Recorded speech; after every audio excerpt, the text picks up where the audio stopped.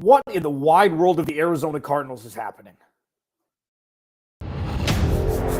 You are Locked On Cardinals, your daily Arizona Cardinals podcast. Part of the Locked On Podcast Network, your team every day.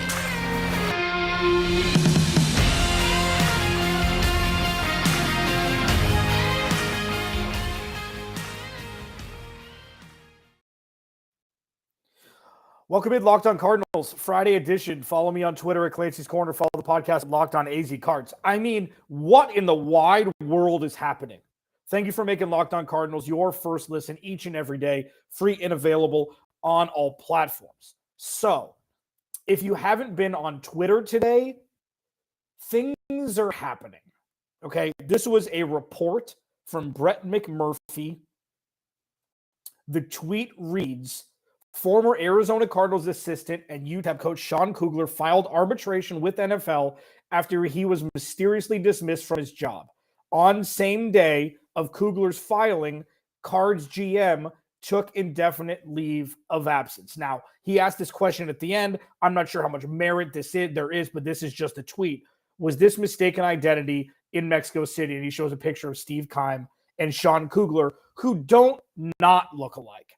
They don't not look alike. They look similar. So I don't know if there's, I don't know. Okay.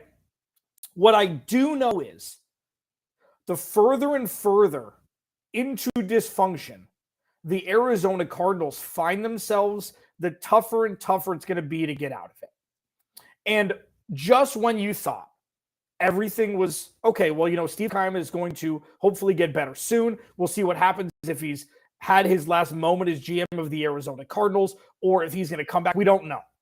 Because really, in the rule book of doing things the normal way, the Arizona Cardinals, they don't subscribe to that book. And, you know, sometimes it's worked, sometimes it hasn't. But if you think that, like, you know, this is how things are going to go, and you expect that this is how things are going to go, I suggest that maybe you think a little bit outside the proverbial normalcy of what the box is and think outside of the box that's outside of the box.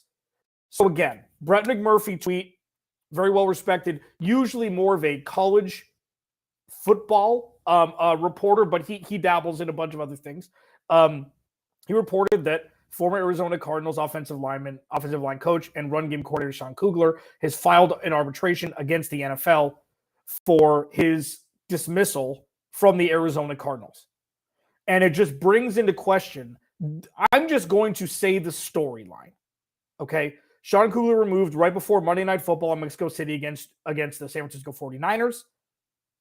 The day or around right at the day where Steve Keim went on his leave, his health issue related leave, there was an arbitration filed by Sean Kugler who said that there was a miscommunication or mistaken identity in some capacity as to why he was removed from his post for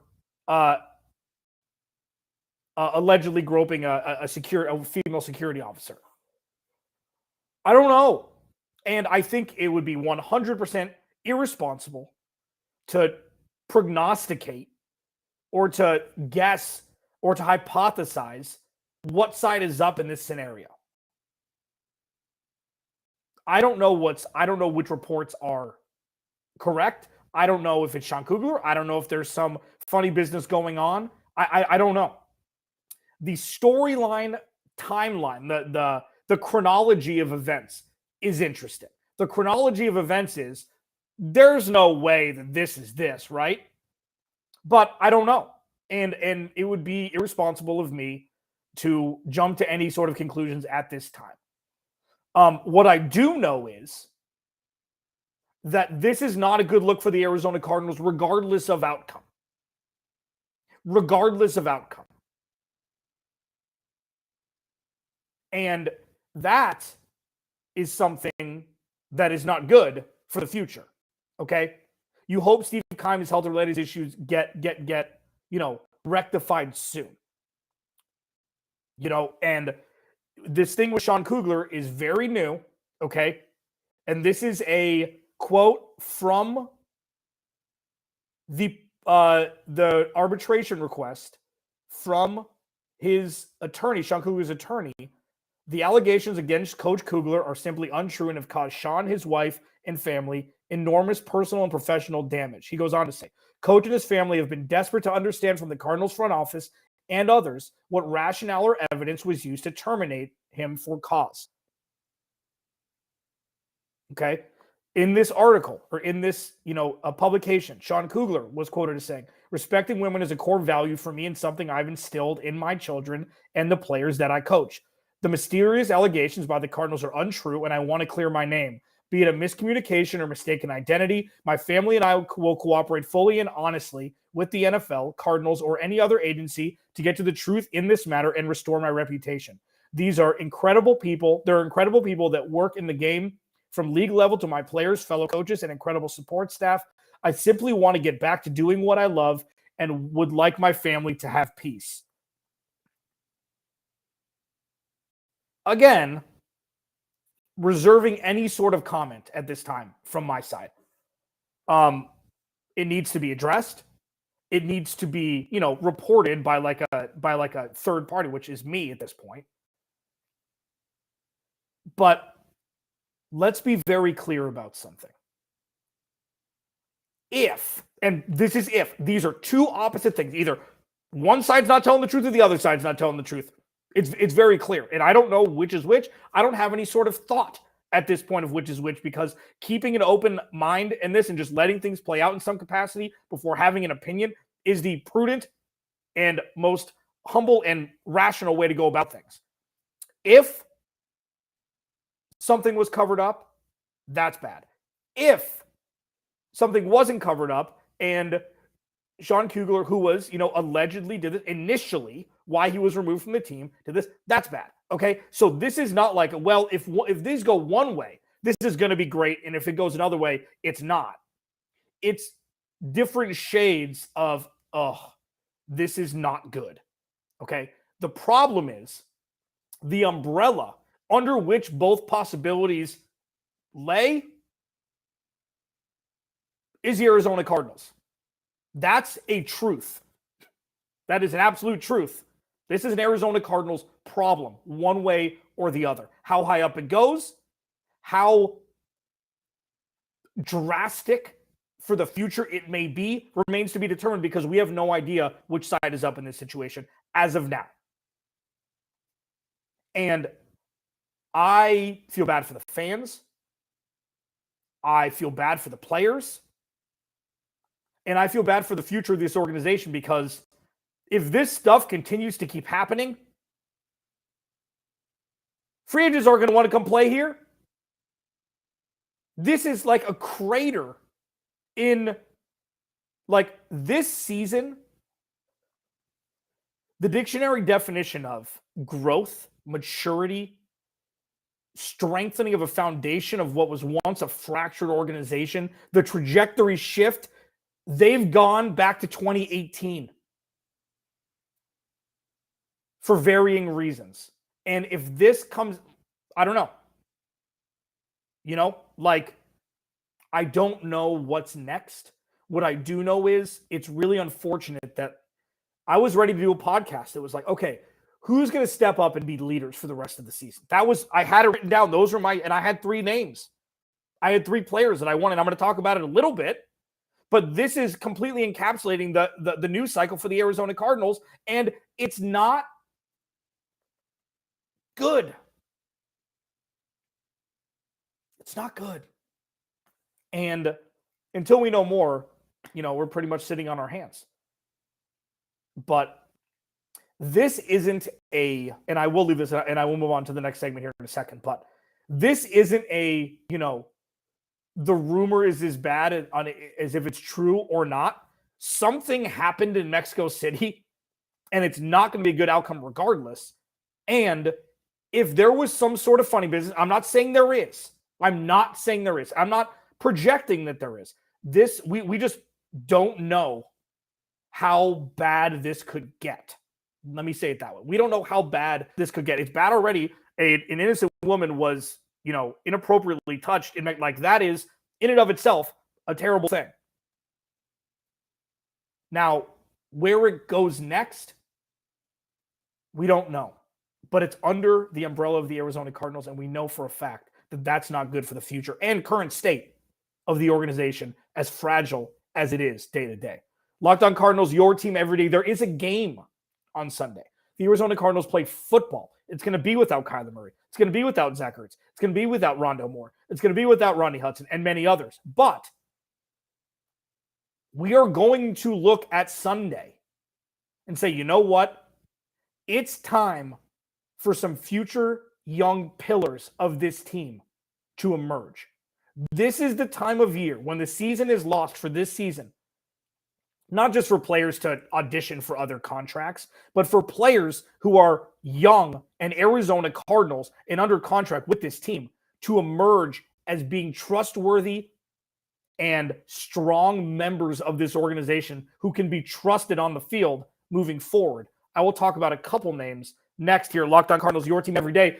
Little bit more serious than I wanted to get on a Friday, but got to talk about it. This episode of Locked On Cardinals is brought to you by Tommy John. Don't make your loved ones face the dead of winter in old t-shirts, ancient underwear, and ratty sweats. Help them find cold with Cozy.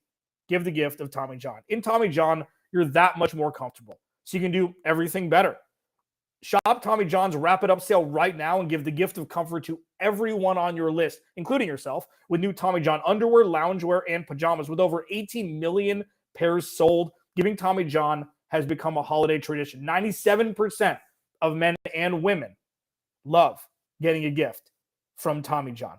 Every gift's backed by Tommy John's best pair you'll ever wear, or it's free guaranteed. Hurry up to Tommy John's Wrap It Up sale and get 30% off everything plus free shipping at TommyJohn.com/lockedon. Order now so your gifts arrive before the holidays. Remember, 30% off plus free shipping at TommyJohn.com/lockedon. TommyJohn.com/lockedon. See site for details.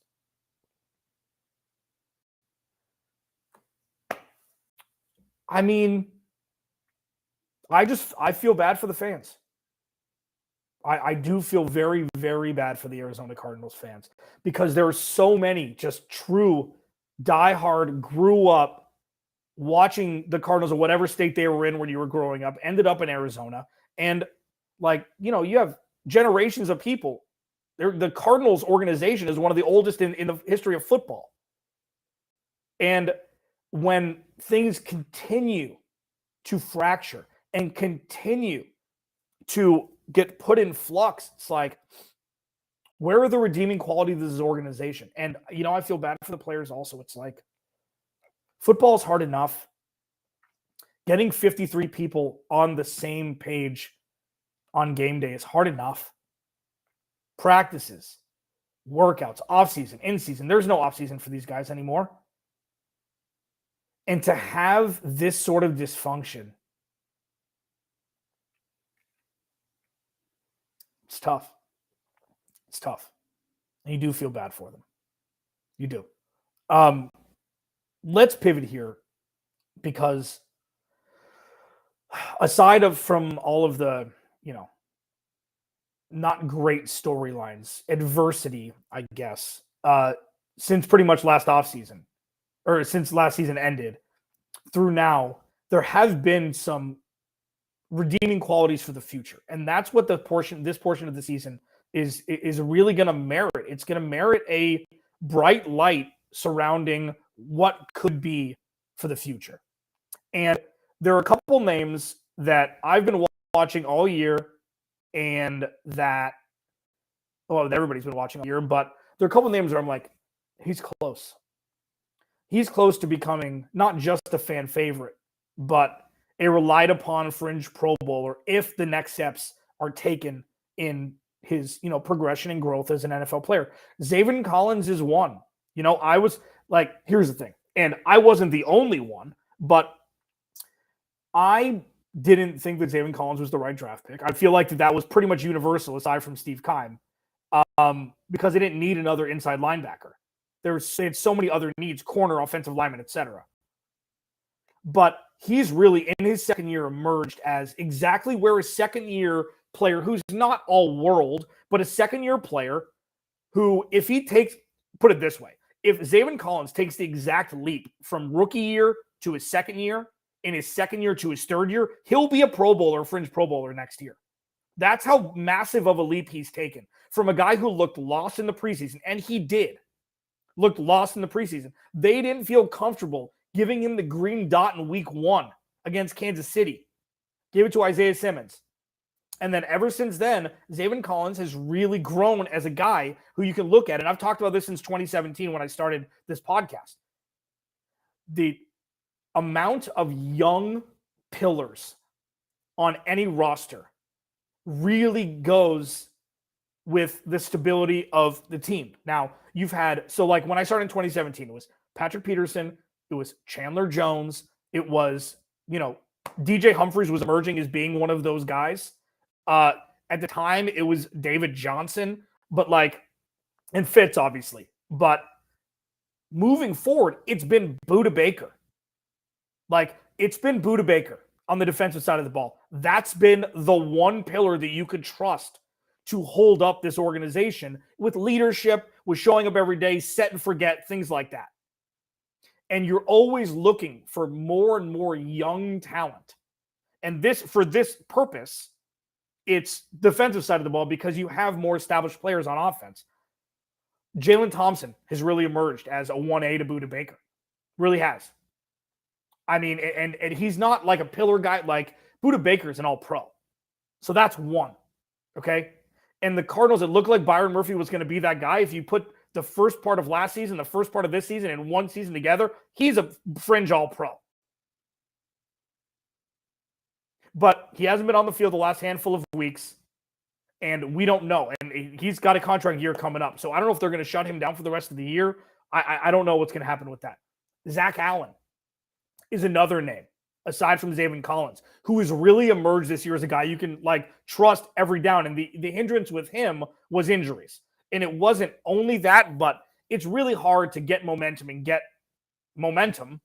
if you don't have the reps in games because you're injured all the time. You're injured 3 games here, and you play 1 game in between. Zach Allen has really emerged as a guy who deserves a second contract. The Cardinals hopefully will pay him because he is a homegrown guy, as I say this a lot. The Arizona Cardinals don't have a lot of Arizona Cardinals on their roster. And the tough part about building a culture and building stability, it's difficult to do that when you have a just revolving door of veterans from other teams coming in. Drafting a player, watching him grow, getting a second contract, becoming a fringe Pro Bowl, that's the goal of anybody that you draft. And Zach Allen has really shown that this year that he is that guy. And he's going to be an Arizona Cardinal, hopefully, for the foreseeable future. He's going to get that 3 or 4 year contract extension. He's become a pillar. So now you've got Budda Baker, Zaven Collins, Zach Allen. And Zaven Collins has the capability of becoming this. He's not an all-pro, neither is Zach Allen. Budda Baker is. And when you're looking at that, so that's 3 levels of the defense. You have one guy that you can trust. What's missing? Pass rush, pass edge rushers and the cornerback room. That's what you're missing in severe ways. Now, Byron Murphy comes back and does the Patrick Peterson thing from the end of the 2019 season when he came back and he came off the PEDs and he played really well towards the tail end of that season. If we see that from Byron Murphy, maybe that will garner contract talks for him to get a big extension. There's going to be a lot of money that's going to need to go around for people more important to this organization than Byron Murphy, which is unfortunate because there aren't that many. But everyone in line ahead of Byron Murphy in importance for this team is up and will need a contract extension to stay with the Cardinals. And I would put Zach Allen ahead of Byron Murphy at this point. Even though it's not his premier of a position playing inside defensive linebacker, defensive line, the Cardinals have a lot of draft picks in 2023, and it's really going to be a determinant on, are they going to target a corner in the first round, a top 5 pick? Are they going to want to trade back and accrue even more assets? There's so many different possibilities for the future for this team that a lot of these contract negotiations are going to be in flux and they're going to be on hold. Is it going to be Steve Keim making this picks or somebody else? How long is the GM search going to take if it's not going to be Steve Keim? Is it going to be Adrian Wilson? Are they going to go get Sean Payton and give him the house? Like, who knows? Is Cliff Kingsbury going to be the head coach? There's so many questions ahead of this, but the point of this segment was to highlight some players who've really emerged this year and who are going to be under a spotlight for the last handful of games to really show a determination on who the Cardinals need to draft, what their focal point should be, regardless of who's making those picks, regardless of who's coaching those players on game day. The last 4 games are imperative for the Cardinals to see what they've got, to see if they need to go defensive line in the draft, because there's a handful of guys from premier colleges that the Cardinals could target. Can Zach Allen continue this? Can Zaven Collins continue this through the rest of the season? Because if they can, you can almost start to check off positions the Cardinals don't need to draft, which is a huge, huge benefit going into the offseason. Locked On Cardinals, your team every day. I'll talk about the game next. I didn't plan on doing the podcast this way. I didn't plan on this report coming out. I didn't plan on any of this. But I feel like Zaven Collins and Zach Allen deserve their due so far through this season. Because again, if they can emerge as guys that can be trustworthy every game, stay healthy, impact players, you can draft elsewhere, all the while having young, smart, incredibly talented defensive pieces to build on for the future, not named Budda Baker and Jalen Thompson. And we'll see what happens with Byron Murphy. We'll see. Let's preview the game. Again, it's going to be more of what I just talked about. It's going to be what are these players going to look like for the future of the Arizona Cardinals? And I will talk about that next. Locked On Cardinals, your team every day. This episode of Locked On Cardinals is brought to you by Total Wine and More. I go to Total Wine all the time, man. It's like Disneyland for wine and more. I don't know if you knew that. This holiday season, find what you love at Total Wine and More. With so many great bottles to choose from, it's easy to find a new favorite Cabernet or Chardonnay or the perfect gifts for everyone on your list with some help from a friendly guide. And all with the confidence of knowing you found something special for the lowest price. Love what you find. Only at Total Wine and More. Curbside pickup and delivery available in most areas. Visit TotalWine.com to learn more. Drink responsibly. Be 21. And I love talking about these guys over at MySolarNerd.com. If you live in a valley, okay, maybe you've been approached by people who are offering free solar. A lot of times those companies aren't in town and they're using misleading tactics and end up overcharging homeowners. If you've considered solar but something felt off, then you're gonna like today's sponsor, My Solar Nerd. Their mission is simple: help you get the best solar system to fit your needs. The guys at MySolarNerd.com are local and understand the nuances of going solar in Arizona. They've been doing this for a while. They understand that an educated customer is a happy one, and their no-pressure approach will make sure all your questions get answered. They firmly believe that if you live in Arizona, switching to solar should mean saving money. Our listeners will get a $50 Amazon gift card when they book a no-commitment evaluation. This promotion is only for our listeners that are homeowners, so keep that in mind. But visit MySolarNerd.com. It's like Locked On in their How Did You Hear About Us section. Make the switch to solar on your terms. Start the research process today by visiting MySolarNerd.com and show Locked On some love by letting them know we sent you. Folks, going solar doesn't need to be complicated. MySolarNerd.com makes it easy.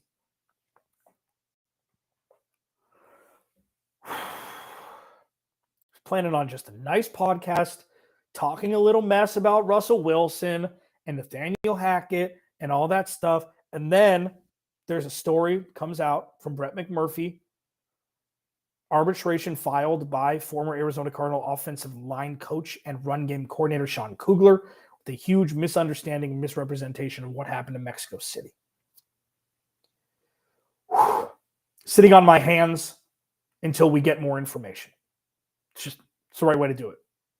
Zaven Collins and Zach Allen deserve their flowers for how they've played this year. Okay. They've emerged as two young pillars for this defense moving forward. And that's imperative for the Arizona Cardinals. It's absolutely imperative when you can get homegrown talent that you draft and massage and it works out. It's a beautiful thing. It's an absolutely beautiful thing. Now, moving to Sunday, playing in Denver. Okay. There's a couple players that I'm watching, one of which is how the Cardinals can defend Jerry Jeudy.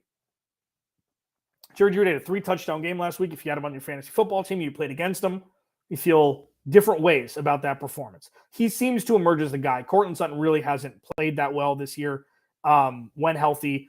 Not sure at this point if Russell Wilson's going to play. It doesn't matter. And because it doesn't matter. It doesn't matter. Because the Cardinals aren't making the playoffs, and that's fine. Like, that's not a dig. That's just a formality. The Cardinals, 99.9%, are not making the playoffs. But that doesn't mean that this game doesn't mean anything. You could say, oh, well, hope they lose so they get a better draft pick. It doesn't matter. Like, whatever's going to happen is going to happen. There's no way. Nobody's tanking, okay? NFL players don't tank. They got bonuses to hit. They've got numbers to hit. They've got jobs to, to work out for and to audition for. Nobody tanks. Now, there's certain ways to, fringe around it. You sit players, you do things like that. That's not the case, okay? I want to see how the Cardinals defend Jerry Jeudy. Okay, number one. And number two, and this is very, very important. I don't know what the future of Cliff Kingsbury is going to be. Kind of see the writing on the wall with Nathaniel Hackett after the Broncos may be the disappointment. The Broncos are a bigger disappointment than the Arizona Cardinals in 2022. I think that's safe to say. If Cliff Kingsbury, if the Cardinals lose this game on Sunday in convincing fashion, that may be a wrap. Because Nathaniel Hackett has no control over what's going on over there. I'm seeing it from afar. Anybody that's watched football, anybody that read anything about the Broncos this year knows there's trouble in River City over there. And Nathaniel Hackett may be a one and done. But if the Cardinals lose to Detroit, I don't care who the quarterback is. I don't care if it's Colt McCoy. I don't care if it's Easter Bunny. If the Cardinals lose on Sunday in convincing fashion whatsoever, that's it. I'd be done with Cliff.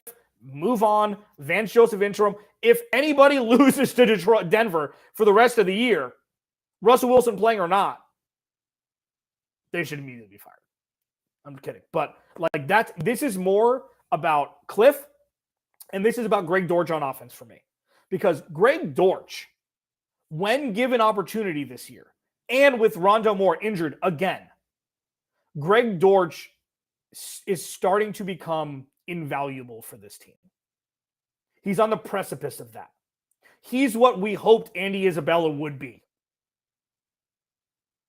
And if Greg Dortch can come in, maybe score a touchdown, chunk gains, something like that, put his name on the map, because Rondale Moore is out.